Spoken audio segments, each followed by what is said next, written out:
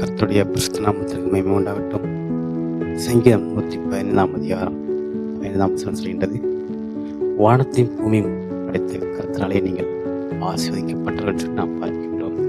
இன்றைக்கு அந்த வார்த்தையின்படியே இந்த மாதத்தின் கடைசி நாளிலே அவருடைய வானத்தின் கீழும் பூமிக்கு மேலும் எல்லா விதமான ஆசீர்வாதத்தையும் ஐஸ்வர்யத்தை பெற்றுக்கொள்ள தேவனுக்கு மகிமை உண்டாவதாக.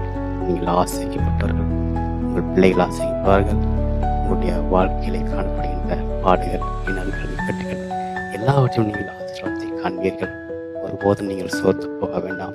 கிறிஸ்துவனுடைய அன்பு, சமாதானம், சந்தோஷம், நித்திய மகிழ்ச்சி உங்கள் குடும்பத்தின் மீதும் உங்கள் பிள்ளைகள் மீதும் அளவில்லாமல் காணப்படும். உங்கள் நம்பிக்கை வீண் போகாது. நீங்கள் கிறிஸ்துவனை எப்பொழுதும் சுகமாய் சுகித்திருப்பீர்கள். உங்களது எல்லா விதமான பிரச்சனைகள், பாடுகள் எல்லாற்றையும் நீங்கள் தேவன் உதவி செய்வார். நீங்கள் கர்த்தரால் ஆசைக்கப்பட்டவர்கள். வார்த்தை அப்படித்தான் சொல்கிறது.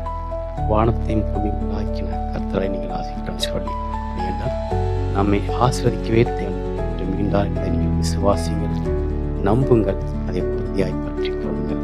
கிறிஸ்துவை ஆசீர்வதிக்கவில்லை, என் வாழ்க்கையில் எந்த விதமான நன்மையும் நான் காணவில்லை என்று சொல்லி யாரும் வார்த்தை விடாதீங்க. அவரை விசுவாசிங்க, விசுவாச அறிக்கை செய்யுங்க. நிச்சயமாகவே ஒவ்வொரு நாளும் தேவன் நீதியாய் ஞானமாய் இதாமல் நடத்தும் சந்தேகம் இல்லை.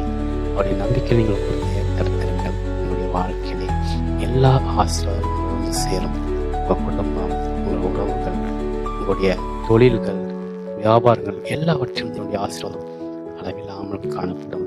உங்கள் நம்பிக்கை ஒருபோதும் வீண் போகாதபடி அவர்கள் உறுதியாய் நம்பியுங்கள். கட்டாயம் உங்களுக்கு முடிவு ஒன்று. உங்கள் நம்பிக்கை வீண் போகாது. நிச்சயமாகவே வானத்தையும் பூமியை படைத்த தேவனாலே நீங்கள் அளவில்லாமல் ஆசைப்படுவது சந்தேகம் இல்லை. கர்த்தர் தாமே நம் எல்லோரையும் ஆசைப்பதாக. ஆமென்.